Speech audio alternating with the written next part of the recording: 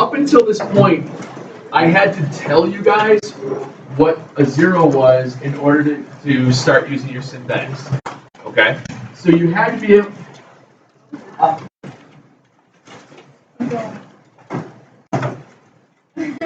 So you had to be able to know a spot to start and to work off of it.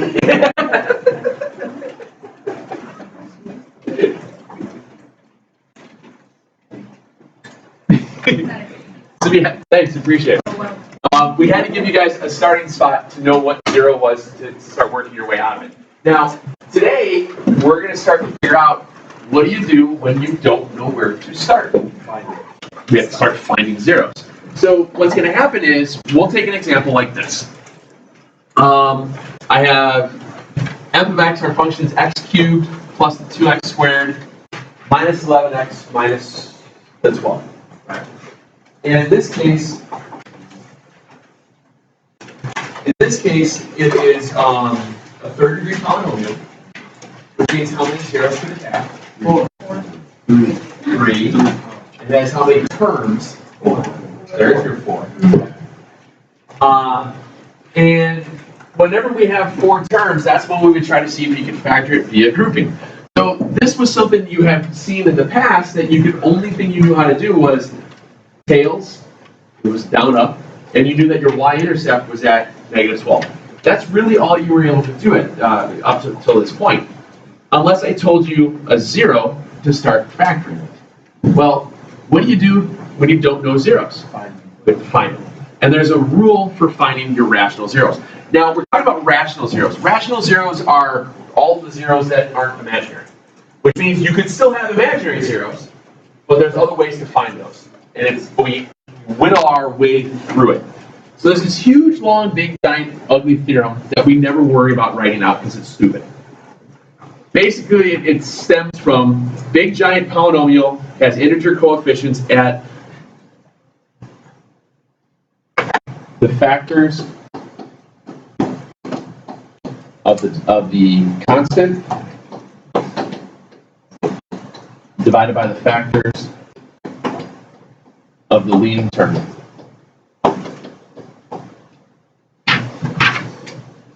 What's the constant in that polynomial? 12, the negative 12. So the factors of, I want to put this in here. It's plus or minus always for both of these. Okay. So what are your factors of 12? 3 and 4, and 6, 1. And your factors of 1? 1. So basically, by knowing that, I know where to start fishing from. And that's kind of what I was joking about fishing for zeros. We start searching for zeros. Okay? What we're doing is we're going to start figuring out which one of those numbers gives me a 0. And how do we find really fast zeros? Synthetic. We start using synthetic division. Okay? Because if you wind up with a 0 when you're synthetically dividing at your last term, that meant that it was a 0. Because synthetic substitution, synthetic division, is another way of substituting in, and you're looking for where does this graph cross the x-axis. When it crosses the x-axis, the y value is 0.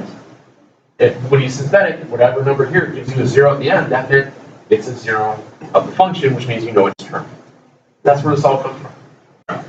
So in this example, let me move this down here. So move this up.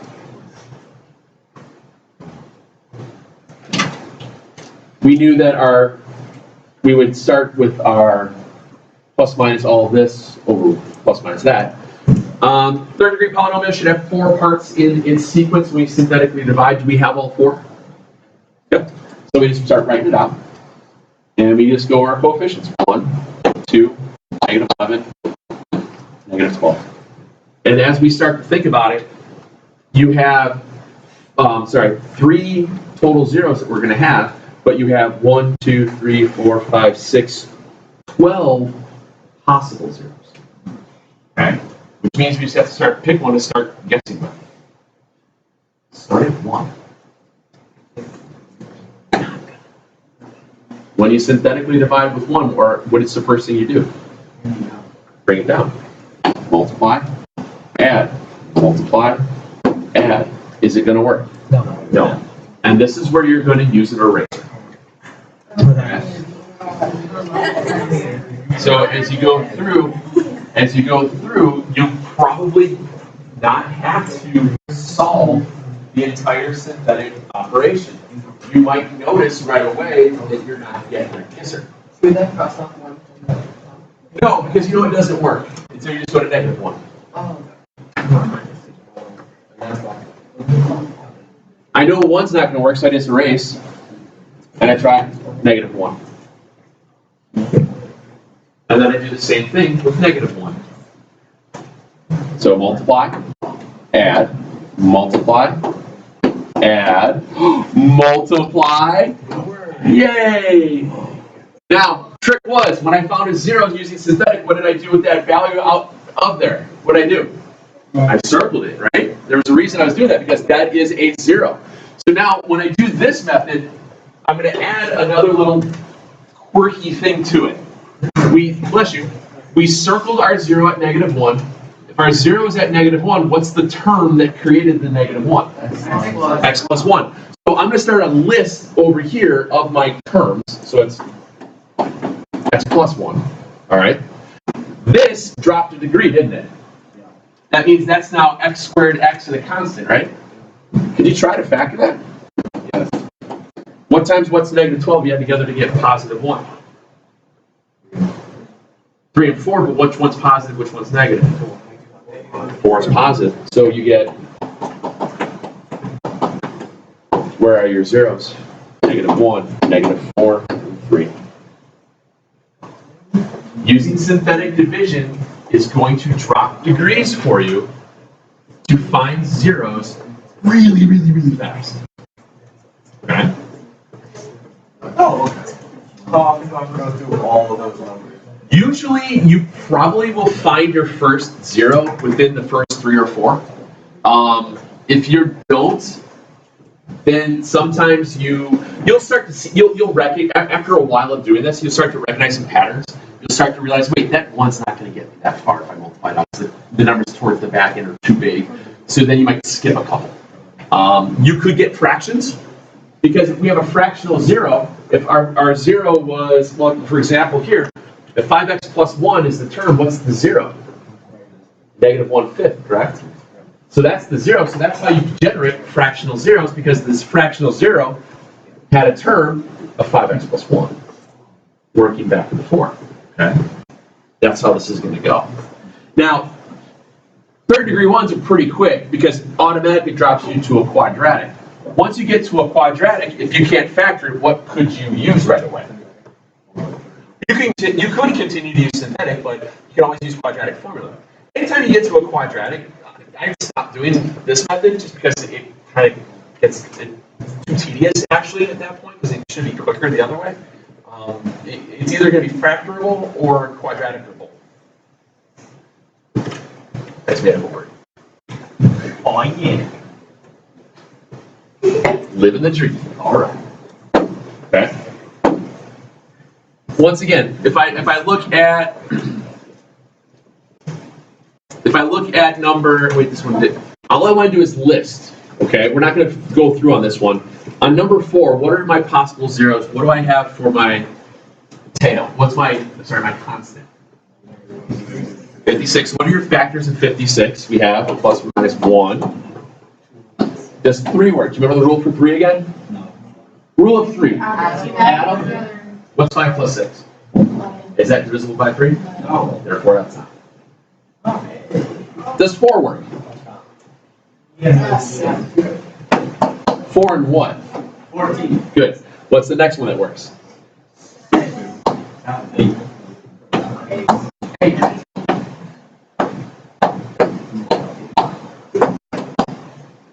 And those would be your possible zeros.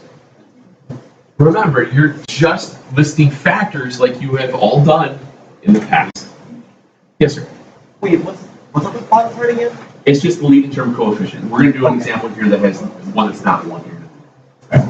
Because that's how you can generate the fraction, which gives you this term. Alright. And that's where this comes in. Okay. Wait, what's the leading that be like 1. oh, so if it's like 5? It would be 5, and this would be 1 comma plus or minus 5. And then what would happen is, in this case, it wouldn't work with, this one would probably never see that, because then you'd have fractions at 1/5, 2/5, 4/5, 7/5, 8/5, 14/5, 28/5, and so on and so on. But usually what happens here, and I think I have that coming up, yeah, if I look at this one on the, oh, I'm sorry, I'm going to do this one. This is the one that it did it. If I look at this one, I have a 4th degree polynomial, which means how many zeros should it have? It should have 4 of them, okay? How many terms within the sequence should it have? It should have 5 of them, okay? Now, in this one, my possible zeros are going to be at plus or minus 1, 2, 5, and 10. That comes from here. And then the leading term goes in the denominator, which is the 5, which is plus or minus 1 and 5. Correct. Now, like you were saying, that, like I was trying to show you a second ago, it gives you possible factors at, 1/5, negative 1/5, 2/5, negative 2/5. And then what's 5 over 5? It repeats. What's 10 over 5? 2. So it's not necessarily going to have that many more possible zeros. It just leads it to being simplifiable, okay? That's pretty common. More often than not, you're going to find zeros before you get to the fractional ones. Those are usually the last ones that get found. If I was going to do this one, what would I do when I write out my synthetic? What would be my coefficients I'd have to put in there? Sorry, I heard 5, 12, 16, 0. Okay. So if we're going to go this route, sorry. If we're going to go this route, what would be the first one you would have chose? 1. Okay. Again, all you're doing is you're just fishing for it. You're guessing. You're trying to see if it's going to work. You get 5, 5, 17, 17, and then we have 1, 1, 1, 1, 11, and it didn't work. Okay. And that's what this works itself through. For some reason, I believe, I forget which one worked on this one. Want to try? Is there a way to No, this is the fastest way to do it. then you have to try more? Yeah, you just keep going until you get one. Yeah, where's it? No. I was going to ask what you believe with 5, but then Oh, what's negative 1? we got negative 5, then what's that, 7, negative 7. It turns to negative 23. That's not going to work. Yep, no. Nope. How do you know? Because when I got to negative 23 here, this would be 23. You can kind of start to see if I add that and it's going to not end up in a 0. You start to learn, you start to see it. Yes, sir. So if you had like at the end it's plus 10, if you didn't have the intercept, what would you do? Just the intercept. It would be 0, but then you would have to do. Well, if Or I mean if this was, what do you mean? If this was just an x? no, if it was a 0. Or yeah, it could be an x too. Okay. If that's the case, then you'd have to factor it some other way. Okay. There would have to be a different way to do it. This is going to work when this is a constant. Could you factor out an x and then it would be 5x? Yeah. And then x. Yep. And that's a good way of looking at it. If that is the case, you can take that x out because that x has a 0, then add 0. Because if all of them have that 0, that x value, that means it's at 0. And then you can go to this method and then zip through it. Okay. Thank you. Yes, sir.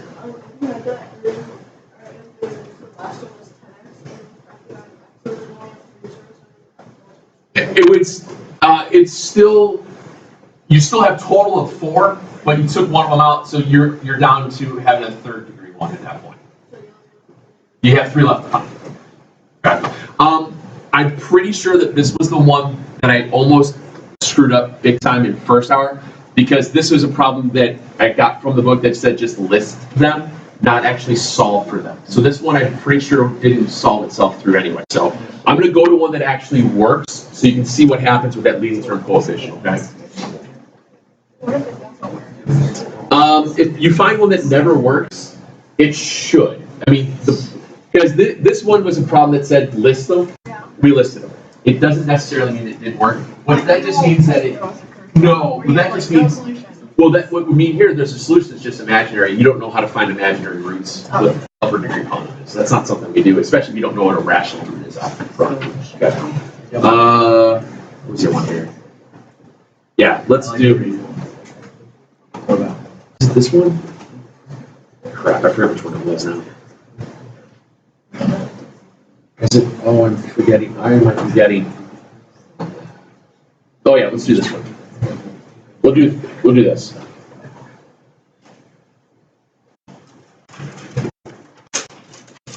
All right, let's try this one out. So I'm going to find all of my zeros. I'm kind of mixing up a couple of sections all in one right here. In section 6.6, it talks about just finding real zeros. In section 6.7, it talks about finding all of them. I'm just going to go ahead and just start finding all of them no matter what. That way you get the idea of what it's going to look like as we continue on. So in this one here, first thing you always want to do is list your factors. Your constant is a 30, so what are your factors of 30? 3, 5, 6, 10, All over plus or minus 1, okay? Now obviously it looks daunting when you have that many possible zeros, but usually you're going to find something before you get too far along, okay? Same idea, we start with our little synthetic box. 1, -8, -23, and 30. And I start with 1. If you always start at the beginning and just work your way through it, start with the positive and just alternate your signs as you go through, it's kind of there's no magic bullet going to set it up every way. It's going to be the same every time. Just pick one and go, all right? So if I use 1, 1, -7, -7, -30, -30, and a 0. Woohoo! So we found a 0 at 1. What's your term if your 0 is 1? Good. So now I have an x minus 1. And what happened here? What does that become? A degree lower. It becomes a degree lower. So whenever you get to a quadratic, since it's 1 degree less than our cubic, just check and see. Is that factorable? Yes. What numbers? Good. So now my other two terms, because factoring a quadratic is pretty quick, I have x minus 10, x plus 3. So now the rest of my zeros will be located at 1, 1, 10, -3. What are your tails doing? Very good. Synthetic is great. You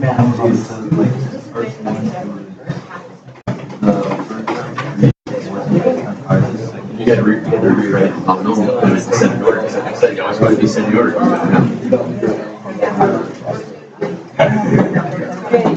Let's look at one with all right. Okay.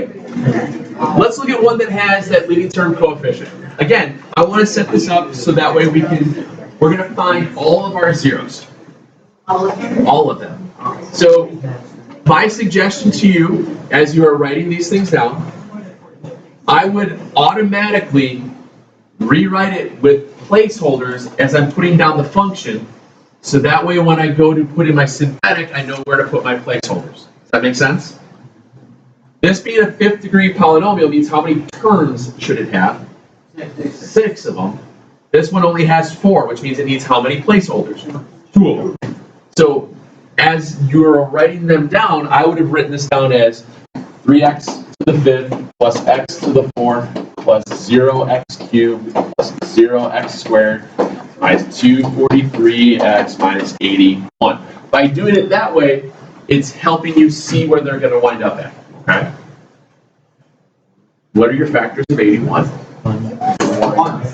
1, 3, 9, 27, and 81. And then your first term has 1 and 3. Okay? Now, when you look at that, everything in the numerator except for 1 is divisible by 3. Okay? Now, a dead giveaway here is what's your first term of the polynomial? 3. Now, if my first term of the polynomial is a 3, when I get a 0 for that, my 0 should have a denominator of 3. See what I'm saying? Because if you have a first term, because everything else that we're factoring out right now, we're taking out all these zeros starting with a 1, that means my term was x minus 1. So no matter what, a fraction is going to happen here. The only fractions that could work in this case is 1/3 or negative 1/3. Because remember, going back to here, if my 0 is at negative 1/5, that meant my term was 5x plus 1. So it could be 3x plus 1, it could be 3x minus 1. See what I'm saying by that? You start to pick up on the little subtleties of it. You can jump right there and go with 1/3 if you want. You want to try with 1/3? Sure, do it. If I use 1/3 doing synthetic division, so we have 3, 1, 0, 0, negative 243, negative 81. What's your first rule? Okay. What's a third of 3? 1. What's 1 plus 1? 2. Now I'm going to get 2/3. That's not going to work the rest of the way through, is it? So what should I try? Negative 1/3. See how fast you recognize that? Well, you would have recognized right away going, why am I trying to add 1/3 and 2/3 and all this? This is not going to get me anywhere. Now if I do negative 1/3, what's negative 1/3 of 3? Negative 1. Negative 1 and 1.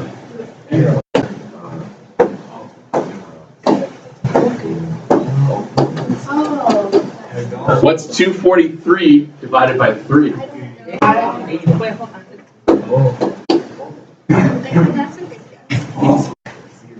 Okay. So I have a 0 at negative 1/3. If your 0 is negative 1/3, the term that generated it was.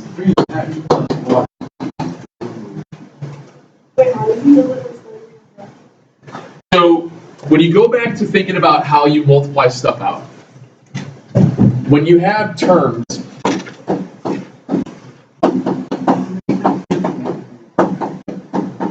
if I had those 3 terms, if I multiplied all that out, what's the degree going to be? It's going to be a 3rd degree. Because you have an x times an x times an x. What's the first term going to be, like the leading coefficient? It's got to be 1, because there's no coefficient in front of any of those. If I put a 2 here, 2x squared times x would be 2x cubed. So if you have that leading term coefficient, that means that I have a 0 that's going to be a fraction. Okay.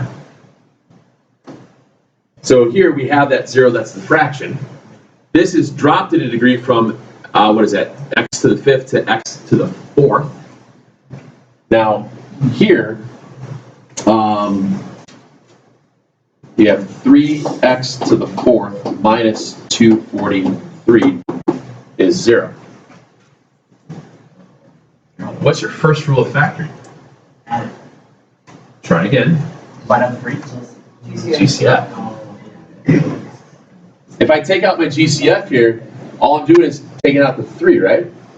And if I'm looking for zeros, does that 3 have any bearing upon the problem anymore? Nope. Nope. Oh, and then you convert it. Is that a perfect square? Yeah. Is that a perfect square? Is that a subtraction symbol?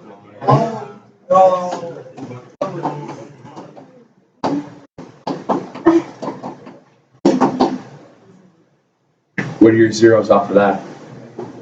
And? Positive 3. So here you have plus or minus 3.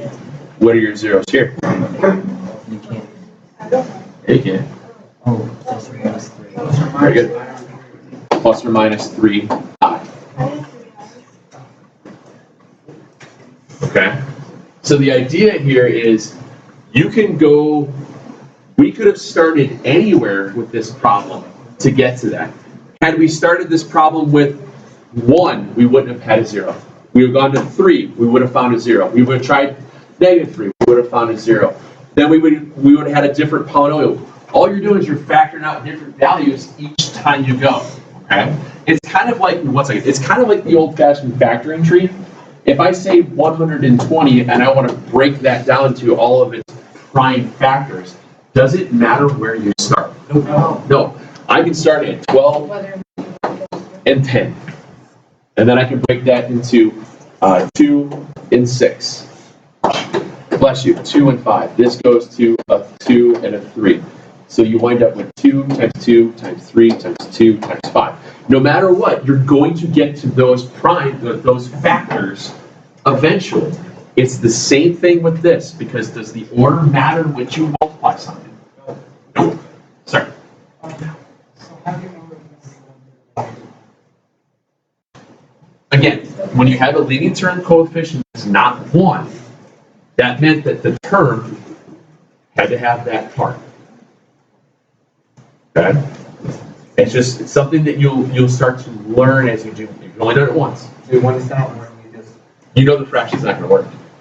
If it's first terms, if the first term's a 1, you won't have a fraction to deal with. Okay? If the first term is a 2, you're going to have some term that has like a 2x minus 1. Yeah. Usually it's an easy way to do it. Okay? Let's try another one. Where is it here? Let's see, which one was it? Let's try. No, it's not that. I just put them all on the page here. Let's try this one. That's an 11. I'm sorry. Disregard this bar here.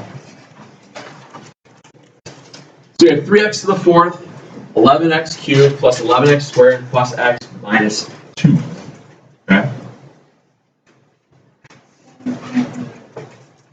First thing we do is list our possible zeros. Possible zeros lists include all of my possible factors of my constant, which are 1 and 2, divided by my leading term, which is 1 and 3. So in this case, there's going to have to be some fraction that's going to work. It's either going to be 1/3 or plus or minus 1/3 or plus or minus 2/3 could work. We don't know yet until we get going. So instead of trying to do all that 1/3, 2/3 with this one, because see how there's all these 11s and all that junk, I'm just going to start with 1 and just work my way through it, because there's not that many here to deal with. Did this have all of our values? Yes, it had all 5 pieces in the term. So we write it out: 3, 11, 11, 1, and 2. Start at 1 and just go through the process. 3, 3, 14, 14, 25. And at this point, you'll start to see it's getting too big, too fast, not going to get to a -2 anywhere here, and I would just stop. Okay? And then I would just switch it to -1. And I would try again. That's the idea of seeing out ahead of yourself. Just comes with time, and you'll start to pick up on it. All right, same idea. 3, -3, 8, -8, 3, -3, -2, 2. Winner, winner, chicken dinner. Okay. Well, that's just the first one. Remember, the order doesn't matter in how we figure these things out. Okay. So now I know that -1 is a 0. -1 is a 0. My term is x plus 1. Now, here's a little trick. You don't want to completely disregard -1 as a 0, because what happens if it had multiplicity? So, suggestion, and this didn't work last time because we jumped right to the fraction, but in this case, what you want to do, if whenever you find a 0, especially if it's a higher degree polynomial above 3, you want to check to see if that 0 you find has multiplicity. Which means you check the same number one more time. I check it at -1 again. Because if it has multiplicity, what should I get here at the end? A 0. All right?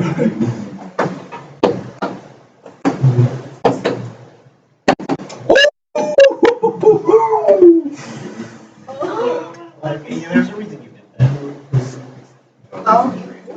-1 is a 0, which means the term, again, was x plus 1, which meant there was, in fact, multiplicity there. Oh, synthetic is so hard. No, like. I would. Especially when you're above third degree to start. Usually the first couple working, because now you're at a trinomial.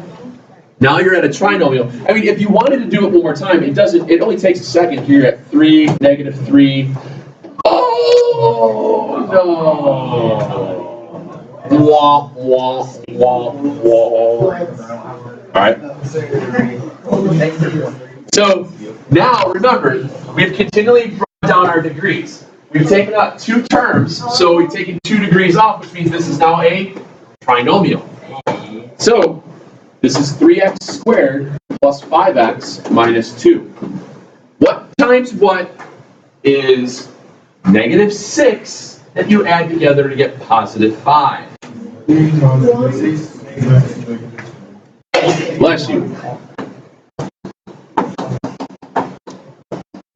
And this goes back to the problem that most of you guys were messing up yesterday. When you have the trinomial, okay, when you have the trinomial, group it.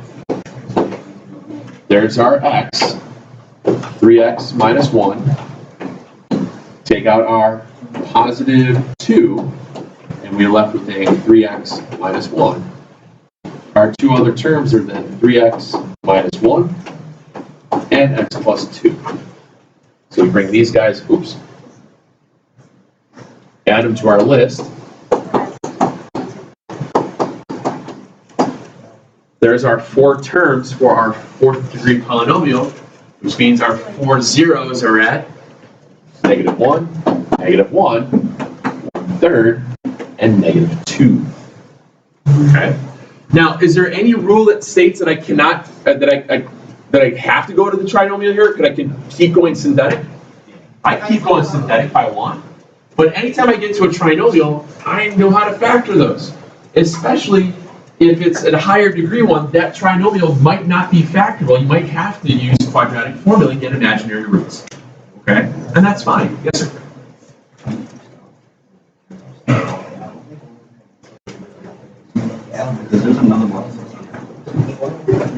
There wasn't, because it was you only have multiplicity of -1.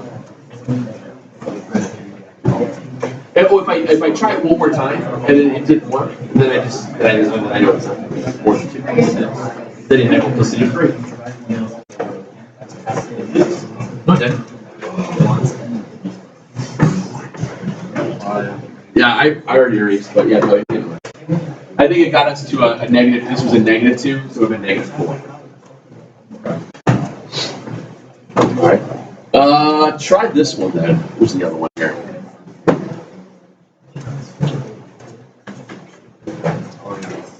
Yeah. That didn't work. Why does that sometimes work and sometimes? I found out that when I have, if I do the sound part on there, the microphone on the computer shuts off with that snapshot picture. That's why the sound drops a lot. That's what I figured out. So until I get around to buying a mic for that thing, but all right. Again, in this case here, we have a 3rd degree polynomial. It's got 4 terms. And a lot of times you guys would sit there and think, oh, maybe I can group it. If you group it, it's not going to work because you wind up with an x plus 4 and an x minus 6. It's not going to be there. So then you would start listing out your factors of your tail divided by the leading term. So your tail ones are at plus or minus 1, 2, 3, 6, 9, 18, and 1 and 3. Okay. Stay off your phone if you do it there. Okay. And then start synthetic. It doesn't matter where you start.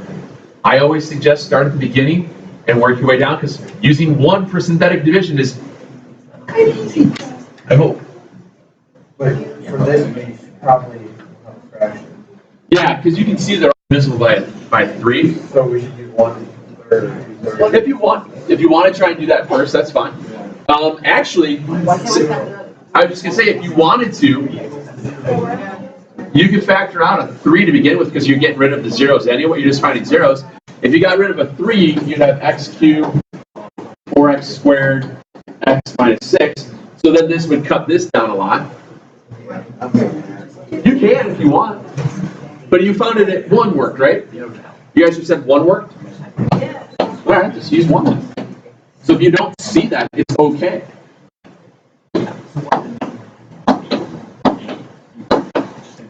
Because I get to that right away. Now I'm at a trinomial. I can still take the 3 out, because x minus 1 was a term, because this was a 0. So this is 3x squared, 15x, and an 18. If I cut out the 3, I have x squared plus 5x plus 6. What times what is 6? You add together, you get 5. There you go.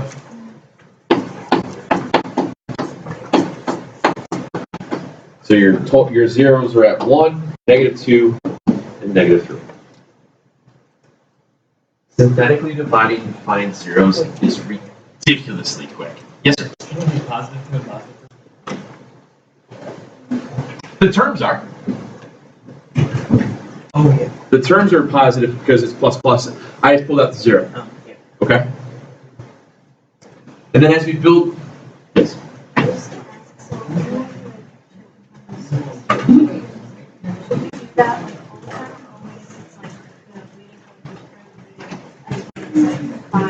I would check it when it's like 5. When it's anything a little bit larger. Thank you. Anything bigger than 3, I would just check it.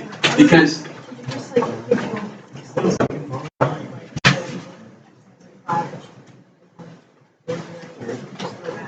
Yes.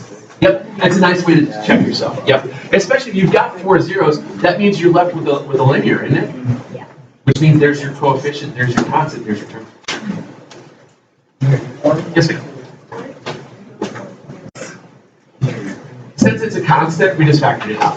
So since it was a GCF, and I just didn't see it because I was just trying to pick problems to help out.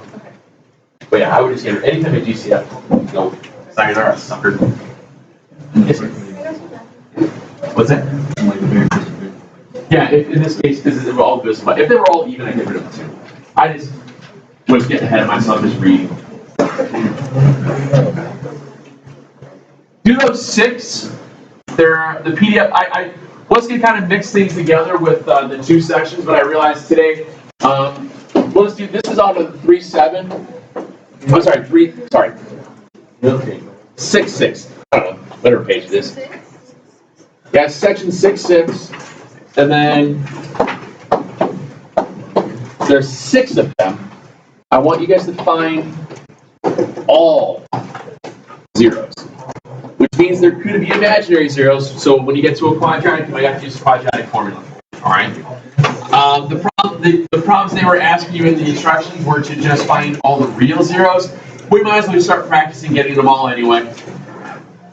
And top drawer on the right, please. Okay? We'll go from there. Monday we will finish this with a couple other weirder looking ones, and then talk about how do you work backwards, which we've been doing kind of anyway. You just didn't know we've been doing it. So backwards. Well, if your 0 is 4, what's your term? X minus. Good. So if I give you 3 zeros, give me a function. So if I give you zeros at 4, -6, you give me the zeros to midterms.